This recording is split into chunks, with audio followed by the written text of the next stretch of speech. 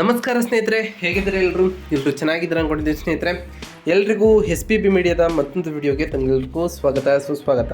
ಸ್ನೇಹಿತರೆ, 2025 ಈ ವರ್ಷದಲ್ಲಿ ಈ ಮೇ ತಿಂಗಳಿಂದ ಹಿಡಿದು ಈ ವರ್ಷದ ಪೂರ್ತಿ ಮೀನ ರಾಶಿಯವರಿಗೆ ಏನೆಲ್ಲ ಅದೃಷ್ಟ ಒಲಿಯಲಿದೆ, ಯಾವ ವಿಷಯದಲ್ಲಿ ನಿಮ್ಮ ಜೀವನದಲ್ಲಿ ಬದಲಾವಣೆಯಾಗಲಿದೆ, ಯಾವುದರಲ್ಲಿ ಶುಭವಾಗಲಿದೆ, ಯಾವುದರಲ್ಲಿ ಬಹಳ ಎಚ್ಚರಿಕೆಯನ್ನು ವಹಿಸಬೇಕು, ಹಾಗೆಯೇ ಈ ಮೀನ ರಾಶಿಯವರಿಗೆ ನಿಮ್ಮ ವೃತ್ತಿ, ಹಣಕಾಸು, ಆರೋಗ್ಯ, ಕುಟುಂಬ, ಶಿಕ್ಷಣ ಮತ್ತು ಸಣ್ಣ ಸಣ್ಣ ಸಮಸ್ಯೆಗಳಿಗೆ ಪರಿಹಾರ ಏನು ಎಂಬುದರ ಸಂಪೂರ್ಣ ಮಾಹಿತಿಯನ್ನು ತಿಳಿಸ್ಕೊಡ್ತಾ ಹೋಗ್ತಾನೆ ಸ್ನೇಹಿತರೆ.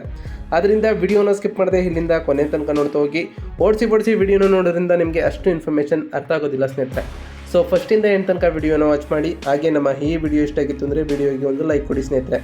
ಯಾರಿನ್ನೂ ಚಾನಲ್ನ ಸಬ್ಸ್ಕ್ರೈಬ್ ಮಾಡ್ಕೊಂಡಿಲ್ಲ ಅವರು ಈಗಲೇ ಸಬ್ಸ್ಕ್ರೈಬ್ ಮಾಡ್ಕೊಳ್ಳಿ. ಸಬ್ಸ್ಕ್ರೈಬ್ ಮಾಡಿಕೊಂಡು ಪ್ರತಿನಿತ್ಯ ವಿಡಿಯೋನ ವಾಚ್ ಮಾಡ್ತಿರೋರಿಗೆ ಥ್ಯಾಂಕ್ ಯು ಸೋ ಮಚ್ ಅಂತ ಹೇಳ್ತಾ, ನಿಮ್ಮ ಫ್ರೆಂಡ್ಸ್ ಮತ್ತು ಫ್ಯಾಮಿಲಿಗೆ ಈ ವಿಡಿಯೋನ ಶೇರ್ ಮಾಡೋ ಮುಖಾಂತರ ಅವರು ಕೂಡ ಹೊಸ ಅಪ್ಡೇಟ್ಗಳನ್ನು ತಿಳ್ಕೊಬೋದು ಅಂತ ಹೇಳ್ತಾ, ಇನ್ನು ತಡ ಮಾಡೋದು ಬೇಡ ಸ್ನೇಹಿತರೆ. ಈ ಮೀನ ರಾಶಿಯವರಿಗೆ ಈ 2025 ವರ್ಷದಲ್ಲಿ ಏನೆಲ್ಲ ಭವಿಷ್ಯ ಒದಗಲಿದೆ ಅಂತ ಈಗ ಒಂದೊಂದಾಗಿ ತಿಳಿಸ್ಕೊಡ್ತಾ ಹೋಗ್ತೇನೆ. ಗಮನವಿಟ್ಟು ನೋಡ್ತಾ ಹೋಗಿ ಸ್ನೇಹಿತರೆ. ಮೊದಲನೇದಾಗಿ ಪೂರ್ವ ಭಾದ್ರ 4ನೇ ಪಾದ, ಉತ್ತರ ಭಾದ್ರ 4ನೇ ಪಾದ, ರೇವತಿ 4ನೇ ಪಾದ ಎಂಬ ಹೆಸರಿನಲ್ಲಿ ಜನಿಸಿದವರು ಈ ಮೀನ ರಾಶಿಗೆ ಬರ್ತಾರೆ ಸ್ನೇಹಿತರೆ. ಈ ರಾಶಿಗೆ ಅಧಿಪತಿ ಗುರು ಆಗಿರ್ತಾರೆ ಸ್ನೇಹಿತರೆ. ಇನ್ನು ಒಟ್ಟಾರೆಯಾಗಿ ಈ ಮೀನ ರಾಶಿಯವರಿಗೆ 2025 ಜಾತಕದ ರಾಶಿ ಫಲ ಹೇಗಿರಲಿದೆ ಅಂತ ಕೇಳೋದಾದರೆ, ಮೇಷ ರಾಶಿಯಲ್ಲಿ ಜನಿಸಿದವರಿಗೆ 2025ರಲ್ಲಿ ಶನಿಯು 12ನೇ ಮನೆಯಲ್ಲಿ ಕುಂಭ ರಾಶಿಯ ಮೂಲಕ ಮೀನ ರಾಶಿಯ 1ನೇ ಮನೆಯಲ್ಲಿ ರಾಹು ಇದ್ದು ಮತ್ತು ಕನ್ಯಾ ರಾಶಿಯಲ್ಲಿ 7ನೇ ಮನೆಯಲ್ಲಿ ಕೇತು ಇದ್ದಾರೆ ಸ್ನೇಹಿತರೆ. ಮೇ 1ರವರೆಗೆ ಗುರುವು ಮೇಷ ರಾಶಿಯಲ್ಲಿ ಇದ್ದು 2ನೇ ಮನೆಯಲ್ಲಿ ಇರ್ತಾನೆ. ನಂತರ ಅದು ಉಳಿದ ವರ್ಷದ ದಿನಗಳಲ್ಲಿ 3ನೇ ಮನೆಯಲ್ಲಿ ವೃಷಭ ರಾಶಿಯ ಮೂಲಕ ಸಾಗ್ತಾ ಹೋಗ್ತದೆ ಸ್ನೇಹಿತರೆ. ಈ 2025ರಲ್ಲಿ ಈ ಮೀನ ರಾಶಿಯಲ್ಲಿ ಜನಿಸಿದ ಜನರ ಅದೃಷ್ಟ ಕೂಡಿ ಬರ್ತದೆಯಾ, ಶನಿಯ ಪ್ರಭಾವದಿಂದಾಗಿ ಈ ವರ್ಷ ನಿಮಗೆ ಹೇಗಿರ್ತದೆ ಅಂತ ಕೇಳೋದಾದರೆ, 2025 ಸಾಲು ಈ ಮೀನ ರಾಶಿಯವರಿಗೆ ಸವಾಲುಗಳು ಮತ್ತು ನಕಾರಾತ್ಮಕ ಬದಲಾವಣೆಗಳ ಮಿಶ್ರಣವನ್ನು ತರ್ತಾ ಹೋಗ್ತದೆ ಸ್ನೇಹಿತರೆ. ಈ ವರ್ಷದ ಆರಂಭದಲ್ಲಿ ಶನಿಯು ಕುಂಭ ರಾಶಿಯಲ್ಲಿ 12ನೇ ಮನೆಯಲ್ಲಿ ಇರ್ತಾರೆ. ಇದರಿಂದ ನಿಮ್ಮ ಆತ್ಮಾವಲೋಕನ, ಆಧ್ಯಾತ್ಮಿಕತೆ ಮತ್ತು ಖರ್ಚುಗಳ ಬಗ್ಗೆ ಗಮನವನ್ನು ಹರಿಸಬೇಕಾಗಿರ್ತದೆ. ಮೀನ ರಾಶಿಯಲ್ಲಿಯೇ 1ನೇ ಮನೆಯಲ್ಲಿ ರಾಹುವಿನ ಇರುವಿಕೆಯಿಂದ ನೀವು ನಿಮ್ಮ ಗುರುತನ್ನು ಕೇಂದ್ರೀಕರಿಸ್ತಾ ಹೋಗ್ತೀರಿ. ಆದರೆ ನಿರ್ಧಾರಗಳನ್ನು ತೆಗೆದುಕೊಳ್ಳುವಾಗ ಸ್ವಲ್ಪ ಗೊಂದಲ ಉಂಟಾಗ್ಬೋದು ಸ್ನೇಹಿತರೆ. ಶನಿಯು 1ನೇ ಮನೆಗೆ ಪ್ರವೇಶಿಸುತ್ತಾನೆ. ಇದರಿಂದ ನೀವು ವೈಯಕ್ತಿಕ ನಿರ್ಧಾರಗಳನ್ನು ತೆಗೆದುಕೊಳ್ಳುವಾಗ ಕ್ರಮಶಿಕ್ಷಣವನ್ನು ಪಾಲಿಸಬೇಕಾಗಿರ್ತದೆ ಸ್ನೇಹಿತರೆ. ಮತ್ತು ಜವಾಬ್ದಾರಿಗಳು ಕೂಡ ಈ ಟೈಮ್ನಲ್ಲಿ ನಿಮಗೆ ಹೆಚ್ಚಾಗ್ತಾ ಹೋಗ್ತದೆ. ಮೇ 18ರಂದು ರಾಹು ಮತ್ತೆ 12ನೇ ಮನೆಗೆ ಬದಲಾಗೋದ್ರಿಂದಾಗಿ ಆಧ್ಯಾತ್ಮಿಕ ಬೆಳವಣಿಗೆ ಮತ್ತು ವಿದೇಶಿ ಸಂಬಂಧಗಳ ಬಗ್ಗೆ ಯೋಚನೆ ಮಾಡ್ತಾ ಹೋಗ್ತೀರಿ. ವರ್ಷದ ಆರಂಭದಲ್ಲಿ ಗುರುವು ವೃಷಭ ರಾಶಿಯಲ್ಲಿ 3ನೇ ಮನೆಯಲ್ಲಿ ಇರ್ತಾನೆ. ಇದರಿಂದ ಸಂಭಾಷಣೆ, ಸಹೋದರರೊಂದಿಗಿನ ಸಂಬಂಧ ಮತ್ತು ಜ್ಞಾನವನ್ನು ಪಡೆಯಲು ಬಯಕೆ ಹೆಚ್ಚಾಗ್ತಾ ಹೋಗ್ತದೆ ಸ್ನೇಹಿತರೆ. ಮೇ 14ರಂದು ಗುರುವು ಮಿಥುನ ರಾಶಿಯ 4ನೇ ಮನೆಗೆ ಪ್ರವೇಶಿಸುತ್ತಾನೆ. ಇದರಿಂದ ಕುಟುಂಬ ಜೀವನ, ಆಸ್ತಿ ಮತ್ತು ಮಾನಸಿಕ ಸ್ಥಿರತೆಗೆ ಕೆಲವು ಸಮಸ್ಯೆಗಳು ಎದುರಿಸಬೇಕಾಗಬಹುದು ಸ್ನೇಹಿತರೆ. ವರ್ಷದ ಕೊನೆಯಲ್ಲಿ ಗುರುವು ಕಟಕ ರಾಶಿಯ ಮೂಲಕ ವೇಗವಾಗಿ ಸಂಚರಿಸಿ ಮತ್ತೆ ಮಿಥುನ ರಾಶಿಗೆ ಬರುವುದರಿಂದ ಮಕ್ಕಳು, ವೈಯಕ್ತಿಕ ಬೆಳವಣಿಗೆ ಮತ್ತು ಕುಟುಂಬ ವಿಷಯಗಳ ಮೇಲೆ ಗಮನ ಹೆಚ್ಚಾಗ್ತಾ ಹೋಗ್ತದೆ ಸ್ನೇಹಿತರೆ. ಇನ್ನು ಈ 2025 ವರ್ಷದಲ್ಲಿ ಮೀನ ರಾಶಿಯ ಉದ್ಯೋಗಿಗಳಿಗೆ ಈ ವರ್ಷದಲ್ಲಿ ಬಡ್ತಿ ಸಿಗ್ತದೆಯಾ, ಬೆಳವಣಿಗೆ ದೊರೆಯುತ್ತದೆಯಾ ಅಂತ ಕೇಳೋದಾದರೆ, ಮೀನ ರಾಶಿಯವರಿಗೆ 2025ನೇ ಈ ಸಾಲು ಉದ್ಯೋಗ ಜೀವನವು ಮಿತವಾಗಿ ಆರಂಭವಾಗ್ತದೆ. ಶನಿಯು 12ನೇ ಮನೆಯಲ್ಲಿ ಇರೋದ್ರಿಂದಾಗಿ ನಿಮ್ಮ ಆತ್ಮಾವಲೋಕನವನ್ನು ನೀವು ಮಾಡಿಕೊಳ್ಬೇಕಾಗಿರ್ತದೆ. ಬಹಳ ತಾಳ್ಮೆಯಿಂದಿರಬೇಕು. ಕಚೇರಿಯಲ್ಲಿ ಕೆಲವು ಅಡೆತಡೆಗಳು, ವಿಳಂಬಗಳು ಉಂಟಾಗ್ಬೋದು. ನೀವು ಎಷ್ಟೇ ಕಷ್ಟಪಟ್ಟು ಕೆಲಸವನ್ನು ಮಾಡಿದರೂ ವರ್ಷದ ಆರಂಭದಲ್ಲಿ ನಿಮಗೆ ನಿರೀಕ್ಷಿತ ಯಶಸ್ಸು ಸಿಗದಿರ್ಬೋದು. ಕೆಲಸವನ್ನು ಮುಂದೂಡುವುದು ಅಥವಾ ಕೆಲಸದ ಬಗ್ಗೆ ಉತ್ಸಾಹವನ್ನು ತೋರದಿರುವುದು ನಿಮ್ಮ ಪ್ರಗತಿಗೆ ಅಡ್ಡಿ ಆಗ್ತಾ ಹೋಗ್ತದೆ ಸ್ನೇಹಿತರೆ. ಇಂತಹ ಅಭ್ಯಾಸಗಳನ್ನು ಬದಲಾಯಿಸಲು ನೀವು ಕ್ರಮಬದ್ಧವಾದ ಶಿಕ್ಷಣದಿಂದಾಗಿ ಚುರುಕಾಗಿ ಮತ್ತು ಒಂದು ಯೋಜನೆಯ ಪ್ರಕಾರ ಕೆಲಸವನ್ನು ಮಾಡಬೇಕು ಸ್ನೇಹಿತರೆ. ಅಷ್ಟೇ ಅಲ್ಲದೆ ಈ ಸಮಯದಲ್ಲಿ ಸ್ವಲ್ಪ ಕಾಲ ನೀವು ದೂರ ಪ್ರದೇಶಗಳಿಗೆ ಕೆಲಸವನ್ನು ಮಾಡಬೇಕಾಗಿರ್ತದೆ. ಆದರೆ ಇಷ್ಟವಿಲ್ಲದವರ ಜೊತೆ ಕೆಲಸ ಮಾಡಬೇಕಾಗ್ಬೋದು. ಶನಿಯ ಸಂಚಾರ 1ನೇ ಮನೆಯಲ್ಲಿ ಇರೋದ್ರಿಂದಾಗಿ ನೀವು ಮಾಡುವ ಕೆಲಸಗಳಲ್ಲಿ ಅಡೆತಡೆಗಳು ಹೆಚ್ಚಾಗ್ಬೋದು ಮತ್ತು ಸಣ್ಣ ಕೆಲಸಕ್ಕೂ ಹೆಚ್ಚು ಶ್ರಮ ಪಡಬೇಕಾದಂತಹ ಸಮಸ್ಯೆಗಳು ಕೂಡ ನಿಮಗೆ ಬರ್ಬೋದು ಸ್ನೇಹಿತರೆ. ಅಷ್ಟೇ ಅಲ್ಲದೆ ವೃತ್ತಿಪರವಾಗಿ ವಿರೋಧಿಗಳು ಹೆಚ್ಚಾಗುವಂತಹ ಸಾಧ್ಯತೆಗಳು ಕೂಡ ಈ ಟೈಮ್ನಲ್ಲಿ ಇರಲಿದೆ. ಒಂದು ರೀತಿಯಲ್ಲಿ ಇದು ನಿಮ್ಮ ತಾಳ್ಮೆ ಮತ್ತು ಪ್ರಾಮಾಣಿಕತೆಗೆ ಪರೀಕ್ಷೆಯ ಸಮಯ ಎಂದರೆ ತಪ್ಪಾಗಲಾರದು ಸ್ನೇಹಿತರೆ. ಆದ್ದರಿಂದ ಇದನ್ನು ನೀವು ಯಶಸ್ವಿಯಾಗಿ ಎದುರಿಸಲು ತಾಳ್ಮೆ ಹಿಂದಿರಬೇಕು, ಪ್ರಾಮಾಣಿಕವಾಗಿ ಕೆಲಸವನ್ನು ಮಾಡಬೇಕು ಸ್ನೇಹಿತರೆ. ಸೋಮಾರಿತನವನ್ನು ಬಿಡುವುದು ಮುಂತಾದವುಗಳನ್ನು ಮಾಡುವುದರಿಂದ ಈ ವರ್ಷವು ಯಶಸ್ವಿಯಾಗ್ತಾ ಹೋಗ್ತದೆ. ಈ ವರ್ಷ ರಾಹುವಿನ ಸಂಚಾರ ಅನುಕೂಲಕರವಾಗಿಲ್ಲದಿದ್ದ ಕಾರಣ ಈ ವರ್ಷ ಪೂರ್ತಿ ಮಾನಸಿಕವಾಗಿ ಏನಾದರೂ ಒಂದು ತೊಂದರೆ ಉಂಟಾಗುವಂತಹ ಸಾಧ್ಯತೆ ಇರ್ತದೆ. ಅದರ ಕಾರಣದಿಂದಾಗಿ ಮಾಡುವ ಕೆಲಸಗಳಲ್ಲಿ ಏಕಾಗ್ರತೆ ಕಡಿಮೆ ಆಗ್ಬೋದು ಮತ್ತು ನಿರ್ಲಕ್ಷ್ಯ ಹೆಚ್ಚಾಗ್ಬೋದು ಸ್ನೇಹಿತರೆ. ಇದರ ಪ್ರಭಾವ ನಿಮ್ಮ ಉದ್ಯೋಗದ ಮೇಲೆ ಬೀಳುವ ಸಾಧ್ಯತೆ ಇರುವುದರಿಂದಾಗಿ ಸಾಧ್ಯವಾದಷ್ಟು ನಿಮ್ಮ ವೃತ್ತಿಯ ವಿಷಯದಲ್ಲಿ ನಿರ್ಲಕ್ಷ್ಯ ವಹಿಸದಿರುವುದು ಮತ್ತು ಕೈಗೊಂಡ ಕೆಲಸಗಳನ್ನು ಧೈರ್ಯದಿಂದ ಪೂರ್ಣಗೊಳಿಸುವುದು ಬಹಳ ಒಳಿತಾಗಿರಲಿದೆ. ಅಲ್ಲದೆ ರಾಹುವಿನ ಸಂಚಾರದಿಂದಾಗಿ ಉಂಟಾಗುವ ಅಹಂಕಾರ ಧೋರಣೆ ನಿಮಗೆ ಮತ್ತು ನಿಮ್ಮ ಸಹೋದ್ಯೋಗಿಗಳಿಗೆ ತೊಂದರೆಯನ್ನು ಉಂಟು ಮಾಡುವಂತಹ ಸಾಧ್ಯತೆ ಇರ್ತದೆ. ಇಂತಹ ಸಂದರ್ಭಗಳಲ್ಲಿ ನೀವು ಪರಿಸ್ಥಿತಿಯನ್ನು ಸರಿಪಡಿಸುವ ತಾಳ್ಮೆಯಿಂದ ಇರಬೇಕಾಗಿರ್ತದೆ ಸ್ನೇಹಿತರೆ. ಎದುರಿಗೆ ಇರುವವರನ್ನು ಗೌರವಿಸುವುದನ್ನು ರೂಢಿಸಿಕೊಳ್ಳಬೇಕಾಗಿರ್ತದೆ ಸ್ನೇಹಿತರೆ. ಈ ವರ್ಷ ಮೇ ತಿಂಗಳವರೆಗೆ ಗುರುವಿನ ಸಂಚಾರ 3ನೇ ಮನೆಯಲ್ಲಿ ಇರುವುದರಿಂದಾಗಿ ಕೆಲವೊಮ್ಮೆ ಉತ್ಸಾಹದಿಂದ ಕೆಲಸ ಮಾಡಿದರೂ ಇನ್ನು ಕೆಲವು ಸಲ ಆವೇಶ ಹೆಚ್ಚಾಗೋದ್ರಿಂದ ನೀವು ಎದುರಿಗಿರುವವರಿಗೆ ತೊಂದರೆ ಉಂಟು ಮಾಡುವಂತಹ ಸಾಧ್ಯತೆ ಇದೆ. ಅಷ್ಟೇ ಅಲ್ಲದೆ ನೀವು ಕೆಲಸ ಮಾಡುತ್ತಿರುವ ಸ್ಥಳದಲ್ಲಿ ಬದಲಾವಣೆಗಳು ಆಗ್ಬೋದು, ಹೊಸ ಪರಿಚಯಗಳು ಉಂಟಾಗ್ಬೋದು ಸ್ನೇಹಿತರೆ, ಮುಂತಾದವು ಈ ಸಮಯದಲ್ಲಿ ಇರ್ತಾ ಹೋಗ್ತವೆ. ಗುರುವಿನ ದೃಷ್ಟಿ ಲಾಭಸ್ಥಾನದ ಮೇಲೆ ಇರುವುದರಿಂದ ಉದ್ಯೋಗದಲ್ಲಿ ಸ್ವಲ್ಪ ಮಟ್ಟಿಗೆ ಅಭಿವೃದ್ಧಿಯು ಸಾಧ್ಯವಾಗ್ತಾ ಹೋಗ್ತದೆ. ಮೇ ತಿಂಗಳ ನಂತರ ಗುರುವು 4ನೇ ಮನೆಗೆ ಹೋಗ್ತಾನೆ ಸ್ನೇಹಿತರೆ. ಇದರಿಂದ ನಿಮ್ಮ ಉದ್ಯೋಗ ಜೀವನ ಸ್ಥಿರವಾಗಿದ್ದರೂ ಕೆಲಸದ ಒತ್ತಡ ಹೆಚ್ಚಾಗಿರ್ತದೆ. ಈ ಬದಲಾವಣೆ ಆರಂಭದಿಂದ ನಿಮಗೆ ತೊಂದರೆ ಉಂಟು ಮಾಡಿದರೂ ಭವಿಷ್ಯದಲ್ಲಿ ಉದ್ಯೋಗ ಅಭಿವೃದ್ಧಿಗೆ ಈ ಬದಲಾವಣೆಗಳು ನಿಮಗೆ ಸಹಾಯವನ್ನು ಮಾಡ್ತಾ ಹೋಗ್ತದೆ. ಗುರುವಿನ ದೃಷ್ಟಿ 10ನೇ ಮನೆಯ ಮೇಲೆ ಇರೋದ್ರಿಂದ ಕಚೇರಿಯಲ್ಲಿ ಪರಿಸ್ಥಿತಿ ಸ್ವಲ್ಪ ಮಟ್ಟಿಗೆ ಸುಧಾರಿಸ್ತಾ ಹೋಗ್ತದೆ. ಸಹೋದ್ಯೋಗಿಗಳು ಮತ್ತು ಮೇಲಾಧಿಕಾರಿಗಳಿಂದ ನಿಮಗೆ ಬೆಂಬಲವೂ ಕೂಡ ದೊರೆತು ಹೋಗ್ತದೆ ಸ್ನೇಹಿತರೆ. ಕೆಲಸದ ಒತ್ತಡ ಹೆಚ್ಚಾಗಿದ್ದರೂ ಸ್ಥಿರವಾದ ವ್ಯೂಹಾತ್ಮಕ ವಿಧಾನದಿಂದ ನಿಮ್ಮ ಉದ್ಯೋಗ ಗುರಿಗಳ ಕಡೆಗೆ ಪ್ರಯತ್ನಿಸಿದರೆ ನೀವು ಯಶಸ್ಸನ್ನು ಸಾಧಿಸ್ತಾ ಹೋಗ್ತೀರಿ. ಸ್ಥಿರವಾದ ಬೆಳವಣಿಗೆಗೆ ಮೇಲೆ ಗಮನ ಹರಿಸುವುದು ಮತ್ತು ಮಾರ್ಗದರ್ಶಕರು ಅಥವಾ ಅನುಭವಿ ಸಹೋದ್ಯೋಗಿಗಳ ಸಲಹೆಯನ್ನು ಪಡೆಯುವುದರಿಂದ ಈ ಮೀನ ರಾಶಿಯವರು ಉದ್ಯೋಗದಲ್ಲಿ ಎದುರಾಗುವಂತಹ ಸವಾಲುಗಳನ್ನು ಸಮರ್ಥವಾಗಿ ಎದುರಿಸಬಹುದಾಗಿದೆ ಸ್ನೇಹಿತರೆ. ಇನ್ನು ಆರ್ಥಿಕ ವಿಷಯವಾಗಿ ಈ ಮೀನ ರಾಶಿಯವರಿಗೆ 2025 ವರ್ಷವು ಲಾಭದಾಯಕವಾಗಿರ್ತದೆಯಾ, ಖರ್ಚುಗಳು ಹೆಚ್ಚಾಗ್ತಾ ಹೋಗ್ತೀಯಾ ಅಂತ ಕೇಳೋದಾದರೆ, ಈ 2025 ಸಾಲಿನಲ್ಲಿ ಆರ್ಥಿಕವಾಗಿ ಮಿಶ್ರ ಫಲಿತಾಂಶಗಳೊಂದಿಗೆ ಆರಂಭವಾಗ್ತದೆ. ಶನಿ ಮತ್ತು ರಾಹುವಿನ ಪ್ರಭಾವದಿಂದ ನೀವು ಹಣದ ವಿಷಯದಲ್ಲಿ ಬಹಳ ಜಾಗರೂಕರಾಗಿ ಇರಬೇಕಾಗಿರ್ತದೆ. ಊಹಿಸದಂತಹ ಖರ್ಚುಗಳು ಬರುವಂತಹ ಸಾಧ್ಯತೆ ಇರ್ತದೆ. ಇದರಿಂದ ವರ್ಷದ ಆರಂಭದಲ್ಲಿ ನೀವು ಉಳಿತಾಯ ಮಾಡಲು ಸಾಧ್ಯವಾಗದಿರ್ಬೋದು ಸ್ನೇಹಿತರೆ, ಅಥವಾ ಆರ್ಥಿಕ ಸ್ಥಿರತೆಯನ್ನು ಸಾಧಿಸಲು ಸಾಧ್ಯವಾಗದಿರ್ಬೋದು. ದೊಡ್ಡ ಅಪಾಯಕಾರಿ ಹೂಡಿಕೆಗಳನ್ನು ಮಾಡದಿರುವುದು ಒಳ್ಳೆಯದಾಗಿರ್ತದೆ. ಸ್ಥಿರವಾದ ಆದಾಯ ಮೂಲಗಳನ್ನು ಸೃಷ್ಟಿಸಿಕೊಳ್ಳುವುದರ ಜೊತೆಗೆ ಗಮನವನ್ನು ಹರಿಸಿದರೆ ನಿಮ್ಮ ಆರ್ಥಿಕ ಸ್ಥಿರತೆಯನ್ನು ನೀವು ಕಾಯ್ದುಕೊಳ್ಳಬಹುದಾಗಿದೆ ಸ್ನೇಹಿತರೆ. ಮೇ ತಿಂಗಳವರೆಗೆ ರಾಹುವಿನ ಸಂಚಾರ 2ನೇ ಮನೆಯಲ್ಲಿ ಇರೋದ್ರಿಂದಾಗಿ ಆರ್ಥಿಕವಾಗಿ ಏರಿಳಿತಗಳು ಹೆಚ್ಚಾಗ್ತಾ ಹೋಗ್ತವೆ. ಅಗತ್ಯ ಇರುವಾಗ ಕೈಯಲ್ಲಿ ಹಣ ಇಲ್ಲದಿರುವುದು, ಅಗತ್ಯವಿಲ್ಲದ ಸಂದರ್ಭಗಳಲ್ಲಿ ಕೈಯಲ್ಲಿ ಹಣ ಇರುವುದರಿಂದ ಹಲವು ಬಾರಿ ಸಾಲ ಮಾಡುವುದು ಅಥವಾ ಕೆಲಸಗಳನ್ನು ಮುಂದೂಡುವುದು ಮಾಡ್ತಾ ಹೋಗ್ತೀರಿ. ಇದರಿಂದಾಗಿ ಕೆಲವೊಮ್ಮೆ ಆರ್ಥಿಕ ಸಮಸ್ಯೆಗಳು ಉಂಟಾಗುವಂತಹ ಸಾಧ್ಯತೆ ಇರ್ತದೆ. ಈ ಸಮಯದಲ್ಲಿ ಹೂಡಿಕೆಗಳಿಗಿಂತ ಉಳಿತಾಯದ ಕಡೆ ಹೆಚ್ಚಿನ ಆದ್ಯತೆಯನ್ನು ನೀಡುವುದರಿಂದ ಸಮಯಕ್ಕೆ ಹಣ ಲಭ್ಯವಿರುವ ಸಾಧ್ಯತೆ ಇರ್ತದೆ. ಈ ಸಮಯದಿಂದ ಗುರುವಿನ ದೃಷ್ಟಿ ಲಾಭದ ಸ್ಥಾನದ ಮೇಲೆ ಇರುವುದು ಕೂಡ ನಿಮಗೆ ಆರ್ಥಿಕ ಸಮಸ್ಯೆಗಳು ಬಂದರೂ ಏನಾದರೂ ಒಂದು ರೂಪದಲ್ಲಿ ಹಣ ಬರುವುದರಿಂದ ಆ ಸಮಸ್ಯೆಗಳಿಂದ ಹೊರಬರಲು ಸಹಾಯವನ್ನು ಮಾಡ್ತಾ ಹೋಗ್ತದೆ. ಮೇ ತಿಂಗಳ ನಂತರ ಗುರುವು 4ನೇ ಮನೆಗೆ ಹೋಗ್ತಾನೆ. ಇದರಿಂದ ನಿಮಗೆ ಆಸ್ತಿ, ಮನೆ ಅಥವಾ ವಾಹನಗಳಿಗೆ ಹೂಡಿಕೆ ಮಾಡಲು ಅವಕಾಶಗಳು ಸಿಗ್ತಾ ಹೋಗ್ತವೆ. ದೀರ್ಘಕಾಲೀನ ಭದ್ರತೆಗೆ ಇದು ಉತ್ತಮ ಅಡಿಪಾಯ ಆಗ್ತಾ ಹೋಗ್ತದೆ. ರಿಯಲ್ ಎಸ್ಟೇಟನ್ನು ಖರೀದಿಸಲು ಬಯಸುವವರಿಗೆ ಅಥವಾ ಮನೆ ರಿಪೇರಿ ಮಾಡಿಸಲು ಬಯಸುವಂಥವರಿಗೆ ವರ್ಷದ 2ನೇ ಭಾಗವು ತುಂಬ ಅನುಕೂಲಕರವಾಗಿರ್ತದೆ. ಜಾಗರೂಕತೆಯಿಂದ ಬಜೆಟನ್ನು ರೂಪಿಸಿಕೊಳ್ಳುವುದು, ಯೋಚಿಸದೆ ಖರ್ಚನ್ನು ಮಾಡದಿರುವುದರಿಂದ ನೀವು ಆರ್ಥಿಕ ಭದ್ರತೆಯನ್ನು ಪಡೆಯಬಹುದಾಗಿದೆ. ದೀರ್ಘಕಾಲೀನ ಮೌಲ್ಯ ಇರುವ ಆಸ್ತಿಗಳಲ್ಲಿ ಬುದ್ಧಿವಂತಿಕೆಯಿಂದ ಹೂಡಿಕೆಯನ್ನು ಮಾಡಬಹುದಾಗಿದೆ ಸ್ನೇಹಿತರೆ.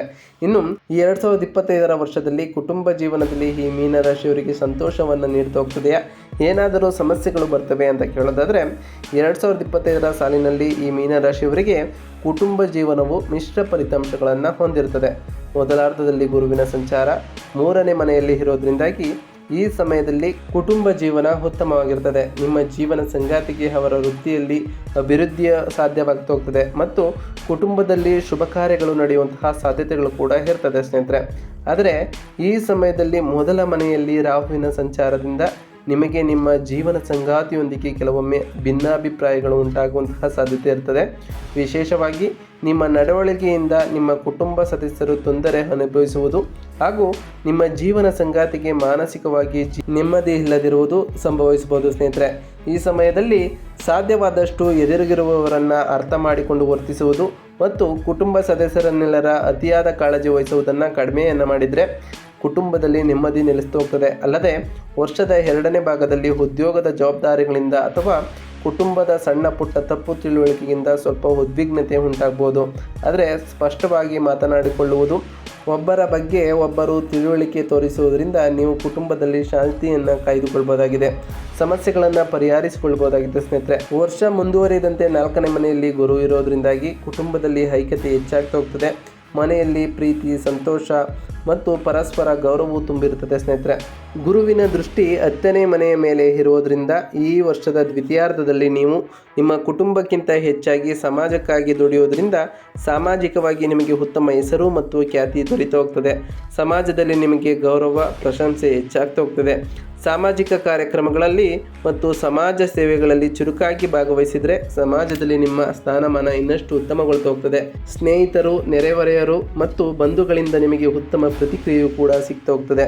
ಕುಟುಂಬ ಸಂಬಂಧಗಳಿಗೆ ಆದ್ಯತೆ ನೀಡುವುದು ಮತ್ತು ಸ್ಪಷ್ಟವಾಗಿ ಮಾತನಾಡಿಕೊಳ್ಳುವುದರಿಂದ ಈ ಮೀನ ರಾಶಿಯವರು ಮನೆಯಲ್ಲಿ ಪ್ರೀತಿ ತುಂಬಿದ ಬೆಂಬಲ ನೀಡುವ ವಾತಾವರಣವನ್ನು ಸೃಷ್ಟಿಸಬಹುದಾಗಿದೆ. ಸ್ನೇಹಿತರೆ, ಇನ್ನು ಆರೋಗ್ಯದ ಬಗ್ಗೆ ಈ ಮೀನ ರಾಶಿಯವರಿಗೆ ಈ 2025 ಹೇಗಿರಲಿದೆ, ಯಾವ ರೀತಿಯ ಜಾಗ್ರತೆಯನ್ನು ನೀವು ತೆಗೆದುಕೊಳ್ಬೇಕು ಅಂತ ಕೇಳೋದಾದರೆ, ಈ 2025ರ ಸಾಲಿನಲ್ಲಿ ಮೀನ ರಾಶಿಯವರು ಆರೋಗ್ಯದ ಬಗ್ಗೆ ಗಮನವನ್ನು ಹರಿಸಬೇಕು. ವಿಶೇಷವಾಗಿ ವರ್ಷದ ಮೊದಲ ಭಾಗದಲ್ಲಿ ಶನಿ ಮತ್ತು ರಾಹುವಿನ ಪ್ರಭಾವದಿಂದ ಸಣ್ಣ ಪುಟ್ಟ ಆರೋಗ್ಯ ಸಮಸ್ಯೆಗಳು ಬರುವಂತಹ ಸಾಧ್ಯತೆ ಇರ್ತದೆ. ಜೀರ್ಣಕ್ರಿಯೆ ಸಮಸ್ಯೆಗಳು ಅಥವಾ ಸೋಂಕುಗಳು ಉಂಟಾಗಬಹುದು. ಉತ್ತಮ ಆರೋಗ್ಯವನ್ನು ಕಾಪಾಡಿಕೊಳ್ಳಲು ಈ ಮೀನ ರಾಶಿಯವರು ಕ್ರಮಬದ್ಧವಾದ ಶಿಕ್ಷಣದ ಜೀವನ ಶೈಲಿಯನ್ನು ಅನುಸರಿಸಬೇಕು. ನಿಯಮಿತವಾಗಿ ವ್ಯಾಯಾಮವನ್ನು ಮಾಡಬೇಕು. ಸಮತೋಲಿತ ಆಹಾರ ಸೇವಿಸಬೇಕು. ಆರೋಗ್ಯದ ಬಗ್ಗೆ ಮುಂಜಾಗ್ರತಾ ಕ್ರಮಗಳನ್ನು ತೆಗೆದುಕೊಳ್ಬೇಕಾಗಿರುತ್ತದೆ. ಸ್ನೇಹಿತರೆ, ಈ ವರ್ಷದ ದ್ವಿತೀಯಾರ್ಧದಲ್ಲಿ ರಾಹುವಿನ ಸಂಚಾರ 12ನೇ ಮನೆಯಲ್ಲಿ ಮತ್ತು ಶನಿಯ ಸಂಚಾರ 1ನೇ ಮನೆಯಲ್ಲಿ ಇರುವುದರಿಂದಾಗಿ ಈ ಸಮಯದಲ್ಲಿ ಆರೋಗ್ಯದ ವಿಷಯದಲ್ಲಿ ಬಹಳ ಜಾಗರೂಕರಾಗಿ ಇರುವುದು ಒಳ್ಳೆಯದಾಗಿರ್ತದೆ. ವಿಶೇಷವಾಗಿ ಮೂಳೆಗಳು ಮತ್ತು ನರಗಳಿಗೆ ಸಂಬಂಧಿಸಿದಂತಹ ಆರೋಗ್ಯ ಸಮಸ್ಯೆಗಳು ನಿಮ್ಮನ್ನು ಕಾಡುವಂತಹ ಸಾಧ್ಯತೆ ಇರ್ತದೆ. ಅಷ್ಟೇ ಅಲ್ಲದೆ ಮಾನಸಿಕವಾಗಿಯೂ ಸಹ ಆಗಾಗ್ಗೆ ಏನೋ ಸಮಸ್ಯೆ ಇದೆ ಎಂಬ ಭಾವನೆಯಿಂದ ಹೆಚ್ಚಾಗಿ ಆಸ್ಪತ್ರೆಗಳಿಗೆ ಹೋಗುವುದು ಮತ್ತು ವೈದ್ಯಕೀಯ ಪರೀಕ್ಷೆಗಳನ್ನು ಮಾಡಿಸಿಕೊಳ್ಳುವಂತಹ ಸಾಧ್ಯತೆ ಇರ್ತದೆ. ಇದರಿಂದ ನೀವು ಮಾನಸಿಕ ಒತ್ತಡಕ್ಕೆ ಒಳಗಾಗುವಂತಹ ಸಾಧ್ಯತೆ ಇರ್ತದೆ. ಸ್ನೇಹಿತರೆ, ನಿಮಗಿರುವ ಆರೋಗ್ಯ ಸಮಸ್ಯೆಗಳಿಗಿಂತ ಹೆಚ್ಚಿನ ಸಮಸ್ಯೆಗಳನ್ನು ಊಹಿಸಿಕೊಳ್ಳುವುದರಿಂದಾಗಿ ನೀವು ನೆಮ್ಮದಿಯನ್ನು ಕಳೆದುಕೊಳ್ಳುವಂತಹ ಸಾಧ್ಯತೆ ಇರುವುದರಿಂದ ಈ ವರ್ಷ ಸಾಧ್ಯವಾದಷ್ಟು ಯಾವುದೇ ವಿಷಯದಲ್ಲೂ ಅತಿಯಾಗಿ ಊಹೆಯನ್ನು ಮಾಡಿಕೊಳ್ಬೇಡಿ ಸ್ನೇಹಿತರೆ, ಅಥವಾ ಭಯಪಡುವಂತಹ ಅವಶ್ಯಕತೆಯೂ ಕೂಡ ಇರಲ್ಲ. ಸ್ನೇಹಿತರೆ, 2ನೇ ಭಾಗದಲ್ಲಿ ಗುರುವಿನ ಪ್ರಭಾವದಿಂದಾಗಿ ನಿಮ್ಮ ಆರೋಗ್ಯ ಸ್ವಲ್ಪ ಸುಧಾರಿಸ್ತಾ ಹೋಗ್ತದೆ. ನಿಮ್ಮ ರೋಗ ನಿರೋಧಕ ಶಕ್ತಿಯು ಕೂಡ ಹೆಚ್ಚಾಗ್ತಾ ಹೋಗ್ತದೆ. ಮಾನಸಿಕ ಆರೋಗ್ಯವು ಉತ್ತಮವಾಗಿರ್ತದೆ. ದೇಹಕ್ಕೆ ಶಕ್ತಿಯೂ ಕೂಡ ಬರ್ತಾ ಹೋಗ್ತದೆ.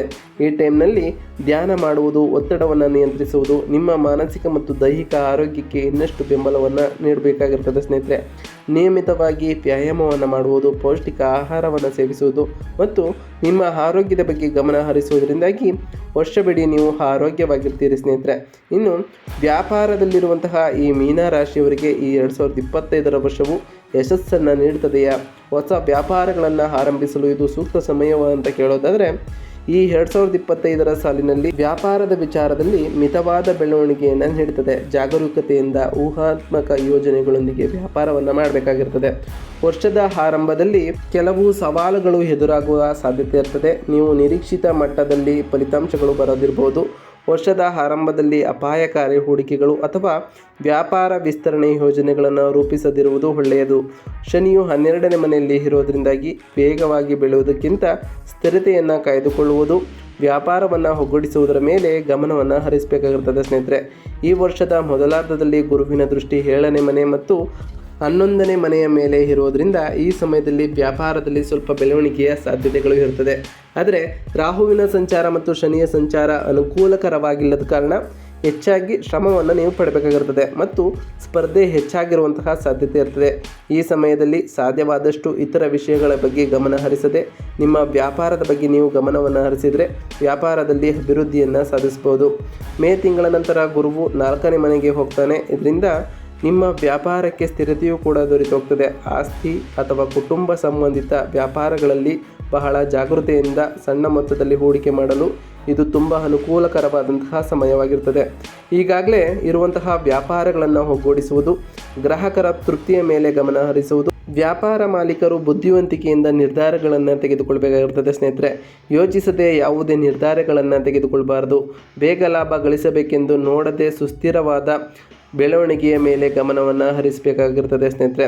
ಕಲೆಗಳು ಅಥವಾ ಸ್ವಯಂ ಉದ್ಯೋಗದ ಮೂಲಕ ಜೀವನವನ್ನು ನಡೆಸುತ್ತಿರೋರಿಗೆ ಈ ವರ್ಷ ಮೇ ತಿಂಗಳವರೆಗೆ ಸ್ವಲ್ಪ ಸ್ಪರ್ಧೆ ಎದುರು ಉತ್ತಮ ಅವಕಾಶಗಳನ್ನು ಪಡೆಯುತ್ತೀರಿ ಮತ್ತು ಆರ್ಥಿಕವಾಗಿಯೂ ಅಭಿವೃದ್ಧಿಯನ್ನು ಹೊಂದ್ತೀರಿ ಸ್ನೇಹಿತರೆ. ಇನ್ನು ವಿದ್ಯಾರ್ಥಿಗಳಿಗೆ ಸಂಬಂಧಪಟ್ಟಂತೆ ಈ 2025 ವರ್ಷವು ಅನುಕೂಲಕರವಾಗಿರಲಿದೆಯಾ? ಮೀನರಾಶಿಯ ವಿದ್ಯಾರ್ಥಿಗಳಿಗೆ ಉನ್ನತ ವಿದ್ಯೆ ಯೋಗ ಉಂಟೆ ಅಂತ ಕೇಳೋದಾದರೆ ಸ್ನೇಹಿತರೆ, ಓದುತ್ತಿರುವ ಅಥವಾ ಸ್ಪರ್ಧಾತ್ಮಕ ಪರೀಕ್ಷೆಗಳಿಗೆ ತಯಾರಿ ನಡೆಸುವಂತಹ ಈ ಮೀನರಾಶಿಯವರಿಗೆ ಕೆಲವು ಸವಾಲುಗಳು ಮತ್ತು ಅವಕಾಶಗಳು ಈ ವರ್ಷದಲ್ಲಿ ದೊರಕುತ್ತಾ ಹೋಗ್ತದೆ. ವರ್ಷದ ಮೊದಲಾದ ಭಾಗದಲ್ಲಿ ಗುರುವಿನ ದೃಷ್ಟಿ 9ನೇ ಮನೆ ಮತ್ತು 11ನೇ ಮನೆಯ ಮೇಲೆ ಇರೋದ್ರಿಂದ ಉನ್ನತ ಶಿಕ್ಷಣಕ್ಕಾಗಿ ಪ್ರಯತ್ನಿಸುವಂತಹವರಿಗೆ ಅವರು ಅಂದುಕೊಂಡಂತಹ ಶಿಕ್ಷಣ ಸಂಸ್ಥೆಗಳಲ್ಲಿ ಪ್ರವೇಶ ದೊರೆಯುವ ಸಾಧ್ಯತೆ ಇರ್ತದೆ. ಆದರೆ ಈ ಸಮಯದಲ್ಲಿ ಶನಿ ಮತ್ತು ರಾಹುವಿನ ಸಂಚಾರ ಅನುಕೂಲಕರವಾಗಿಲ್ಲದ ಕಾರಣ ಸ್ವಲ್ಪ ಸ್ಪರ್ಧೆಯನ್ನು ಎದುರಿಸಬೇಕಾಗಿರ್ತದೆ.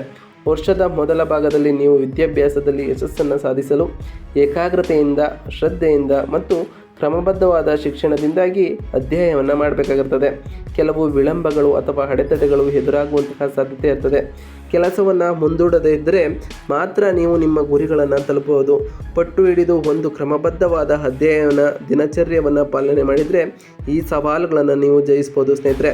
ಮೇ ತಿಂಗಳ ನಂತರ ಶಿಕ್ಷಣ ಕ್ಷೇತ್ರದ ಅವಕಾಶಗಳು ಇನ್ನಷ್ಟು ಸುಧಾರಿಸ್ತಾ ಹೋಗ್ತವೆ. ವಿಶೇಷವಾಗಿ ಉನ್ನತ ಶಿಕ್ಷಣ ಅಥವಾ ವಿಶೇಷ ಕೋರ್ಸ್ಗಳನ್ನು ಮಾಡುವಂಥವರಿಗೆ 4ನೇ ಮನೆಯಲ್ಲಿ ಗುರು ಇರೋದ್ರಿಂದಾಗಿ ನಿಮ್ಮ ಜ್ಞಾನ ಹೆಚ್ಚಾಗ್ತಾ ಹೋಗ್ತದೆ. ವಿದ್ಯಾಭ್ಯಾಸದಲ್ಲಿ ಯಶಸ್ಸನ್ನು ಕೂಡ ಸಾಧಿಸ್ತಾ ಹೋಗ್ತೀರಿ. ಉನ್ನತ ಶಿಕ್ಷಣಕ್ಕಾಗಿ ಪ್ರಯತ್ನಿಸುವಂಥವರಿಗೆ ಇದು ತುಂಬ ಒಳ್ಳೆಯ ಸಮಯವಾಗಿರಲಿದೆ ಸ್ನೇಹಿತರೆ. ಕ್ರಮಶಿಕ್ಷಣದಿಂದ ಏಕಾಗ್ರತೆಯಿಂದ ಅಧ್ಯಯನ ಮಾಡಿದರೆ ಈ ಮೀನರಾಶಿಯವರಿಗೆ ಈ ವರ್ಷದಲ್ಲಿ ವಿದ್ಯಾಭ್ಯಾಸದಲ್ಲಿ ಎದುರಾಗುವ ಸವಾಲುಗಳನ್ನು ಸಮರ್ಥವಾಗಿ ಎದುರಿಸಬಹುದಾಗಿದೆ ಸ್ನೇಹಿತರೆ. ಇನ್ನು 2025 ಈ ವರ್ಷದಲ್ಲಿ ಮೀನರಾಶಿಯವರಿಗೆ ನಾವು ನೀಡುವಂತಹ ಸರಳ ಪರಿಹಾರಗಳೇನು ಅಂತ ಕೇಳೋದಾದರೆ ಸ್ನೇಹಿತರೆ, ಮೀನರಾಶಿಯವರು ಈ ವರ್ಷ ಶನಿ, ಗುರು, ರಾಹು ಮತ್ತು ಕೇತುಗಳ ಪರಿಹಾರವನ್ನು ನೀವು ಅನುಸರಿಸಬೇಕಾಗಿರುತ್ತದೆ ಸ್ನೇಹಿತರೆ. ಶನಿಯ ಸಂಚಾರ ನಿಮಗೆ ಸ್ವಲ್ಪ ಅನುಕೂಲಕರವಾಗಿಲ್ಲದ ಕಾರಣ ಶನಿ ನೀಡುವಂತಹ ನಕಾರಾತ್ಮಕ ಪ್ರಭಾವಗಳನ್ನು ಕಡಿಮೆ ಮಾಡಲು, ಉದ್ಯೋಗದಲ್ಲಿ ಮತ್ತು ಆರ್ಥಿಕವಾಗಿ ಅಭಿವೃದ್ಧಿ ಹೊಂದಲು ಶನಿಗೆ ಪರಿಹಾರಗಳನ್ನು ಆಚರಿಸುವುದು ಒಳ್ಳೆಯದಾಗಿರಲಿದೆ. ಇದಕ್ಕಾಗಿ ಪ್ರತಿದಿನ ಪ್ರತಿ ಶನಿವಾರ ಶನಿ ಸ್ತೋತ್ರ ಪಠಣ ಮಾಡುವುದು, ಶನಿ ಮಂತ್ರ ಜಪವನ್ನು ಮಾಡುವುದು ಅಥವಾ ಶನಿಗೆ ತೈಲಾಭಿಷೇಕ ಮಾಡುವುದರಿಂದ ಶನಿಯು ನೀಡುವ ನಕಾರಾತ್ಮಕ ಪ್ರಭಾವಗಳನ್ನು ಕಡಿಮೆ ಮಾಡಬಹುದಾಗಿದೆ. ಇದಲ್ಲದೆ ಆಂಜನೇಯ ಸ್ವಾಮಿಗೆ ಪೂಜೆ ಸಲ್ಲಿಸುವುದು ಅಥವಾ ಪ್ರದಕ್ಷಿಣೆ ಹಾಕಿರುವುದರಿಂದಾಗಿ ಶನಿಯು ನೀಡುವಂತಹ ನಕಾರಾತ್ಮಕ ಪ್ರಭಾವವನ್ನು ಬಹುಮಟ್ಟಿಗೆ ಕಡಿಮೆ ಮಾಡಬಹುದಾಗಿದೆ ಸ್ನೇಹಿತರೆ. ಈ ವರ್ಷದ ದ್ವಿತೀಯಾರ್ಧದಲ್ಲಿ ಗುರುವಿನ ಸಂಚಾರ ಅನುಕೂಲಕರವಾಗಿಲ್ಲದ ಕಾರಣ ಈ ಸಮಯದಲ್ಲಿ ಬರುವಂತಹ ಅಡೆತಡೆಗಳು ಮತ್ತು ಆರೋಗ್ಯ ಸಮಸ್ಯೆಗಳು ನಿವಾರಣೆಯಾಗಲು ಗುರು ಪರಿಹಾರಗಳನ್ನು ಆಚರಿಸುವುದು ಬಹಳ ಒಳಿತಾಗಿರಲಿದೆ. ಇದಕ್ಕಾಗಿ ಪ್ರತಿದಿನ ಅಥವಾ ಪ್ರತಿ ಗುರುವಾರದಂದು ಗುರುಪೂಜೆಯನ್ನು ಮಾಡುವುದು, ಗುರುಮಂತ್ರ ಜಪವನ್ನು ಮಾಡುವುದು, ಗುರು ಸ್ತೋತ್ರ ಪಠಣವನ್ನು ಮಾಡೋದರಿಂದ ಗುರುವು ನೀಡುವ ಕೆಟ್ಟ ಪ್ರಭಾವವನ್ನು ಕಡಿಮೆ ಮಾಡಬಹುದಾಗಿದೆ. ಇದಲ್ಲದೆ ದತ್ತಾತ್ರೇಯ ಸ್ವಾಮಿಗೆ ಪೂಜೆ ಸಲ್ಲಿಸುವುದು ಅಥವಾ ಗುರು ಚರಿತ್ರೆ ಪಠಣ ಮಾಡುವುದು ಅಥವಾ ಗುರುಗಳ ಸೇವೆಯನ್ನು ಮಾಡುವುದರಿಂದ ಗುರುವು ನೀಡುವ ನಕಾರಾತ್ಮಕ ಪ್ರಭಾವಗಳನ್ನು ಕಡಿಮೆ ಮಾಡಬಹುದಾಗಿದೆ ಸ್ನೇಹಿತರೆ. ರಾಹುವಿನ ಸಂಚಾರ ಅನುಕೂಲಕರವಾಗಿಲ್ಲದ ಕಾರಣ ರಾಹು ನೀಡುವ ನಕಾರಾತ್ಮಕ ಪ್ರಭಾವಗಳನ್ನು ಕಡಿಮೆ ಮಾಡಲು, ಮಾನಸಿಕ ಮತ್ತು ದೈಹಿಕ ಸಮಸ್ಯೆಗಳು ನಿವಾರಣೆಯಾಗಲು ಪ್ರತಿದಿನ ಮತ್ತು ಪ್ರತಿ ಶನಿವಾರ ರಾಹು ಪೂಜೆಯನ್ನು ಮಾಡಿ ರಾಹು ಸ್ತೋತ್ರ ಪಠಣ ಮಾಡುವುದು ಅಥವಾ ರಾಹು ಮಂತ್ರ ಜಪವನ್ನು ಮಾಡುವುದು ಒಳಿತಾಗಿರಲಿದೆ. ಇದಲ್ಲದೆ ದುರ್ಗ ಸ್ತೋತ್ರ ಪಠಣ ಮಾಡುವುದು ಅಥವಾ ದುರ್ಗ ಸಪ್ತಶತಿ ಪಠಣ ಮಾಡುವುದರಿಂದ ರಾಹುವು ನೀಡುವ ನಕಾರಾತ್ಮಕ ಪ್ರಭಾವವನ್ನು ಕಡಿಮೆ ಮಾಡಬಹುದಾಗಿದೆ ಸ್ನೇಹಿತರೆ. ನಾವು ತಿಳಿಸ್ಕೊಟ್ಟಿರುವಂತಹ ಈ ಸರಳ ಪರಿಹಾರಗಳನ್ನು ಅನುಸರಿಸಿದೆ ಆದರೆ ನಿಮ್ಮ ಜೀವನದಲ್ಲಿ ಬದಲಾವಣೆಯನ್ನು ಕಾಣ್ತಾ ಹೋಗ್ತೀರಿ ಸ್ನೇಹಿತರೆ. ಇದಾಗಿತ್ತು ಇವತ್ತಿನ ಒಂದು ವಿಡಿಯೋ ಸ್ನೇಹಿತರೆ. ವಿಡಿಯೋ ಇಷ್ಟ ಆಗಿತ್ತು ಅಂದರೆ ವಿಡಿಯೋಗೆ ಒಂದು ಲೈಕ್ ಕೊಡಿ. ಯಾರಿನ್ನೂ ಚಾನಲ್ನ ಸಬ್ಸ್ಕ್ರೈಬ್ ಮಾಡ್ಕೊಂಡಿಲ್ಲ ಅವರು ಈಗಲೇ ಸಬ್ಸ್ಕ್ರೈಬ್ ಮಾಡ್ಕೊಳ್ಳಿ ಸ್ನೇಹಿತರೆ. ಸಬ್ಸ್ಕ್ರೈಬ್ ಮಾಡಿಕೊಂಡು ಪ್ರತಿನಿತ್ಯ ವಿಡಿಯೋ ವಾಚ್ ಮಾಡ್ತಿರೋರಿಗೆ ಥ್ಯಾಂಕ್ ಯು ಸೊ ಮಚ್ ಅಂತ ಹೇಳ್ತಾ, ಹಾಗೆ ಕಮೆಂಟ್ನಲ್ಲಿ ಓಂ ಶನೈಶ್ವರಾಯ ನಮಃ, ಓಂ ಗುರುವೇ ನಮಃ ಎಂದು ಕಮೆಂಟ್ ಮಾಡಿ ಸ್ನೇಹಿತರೆ. ಆ ಶನಿ ದೇವರು ಮತ್ತು ಗುರುದೇವರು ನಿಮಗೆ ಆಯುಷ್ಯ, ಆರೋಗ್ಯ, ಸಮೃದ್ಧಿಯನ್ನು ಕೊಟ್ಟು ಕಾಪಾಡಲಿ ಅಂತ ದೇವರಲ್ಲಿ ಕೇಳ್ಕೊಳ್ತಾ ಇವತ್ತಿನ ಒಂದು ವಿಡಿಯೋ ಮುಗಿಸ್ತಿದ್ದೀನಿ ಸ್ನೇಹಿತರೆ. ಸಿಗ್ತೀನಿ ಮತ್ತೊಂದು ವಿಡಿಯೋದೊಂದಿಗೆ. Thank you for watching.